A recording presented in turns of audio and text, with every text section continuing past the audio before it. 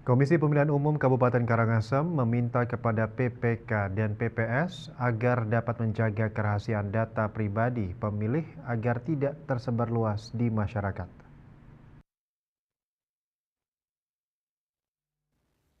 Ketua KPU Kabupaten Karangasem Iputu Dharma Budiase menekankan kepada panitia pemilihan kecamatan PPK dan panitia pemungutan suara PPS di Kabupaten Karangasem agar menjaga kerahasiaan data pribadi pemilih.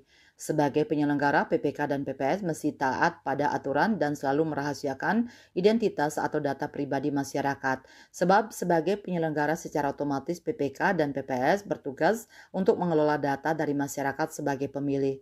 Data pemilih yang meski dijaga kerahasiaannya yakni NIK, nomor KK, alamat, dan yang lainnya. Data tersebutlah yang harus dirahasiakan agar jangan sampai bocor ke pihak-pihak tertentu yang dapat digunakan untuk berbagai kepentingan.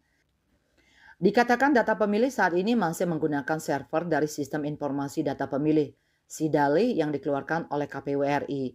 Namun pihaknya telah melakukan pencocokan data penelitian coklit dari data tersebut untuk mengetahui apakah data tersebut sesuai atau tidak dengan data dari pemilu sebelumnya. Dari hasil coklit yang telah dilakukan ada cukup banyak perubahan data. Banyak pemilih yang tidak memenuhi syarat karena meninggal, pindah domisili ke daerah lain, dan menikah. Bahkan ada juga ditemukan pemilih ganda. Eka Parananda, Bali Pos.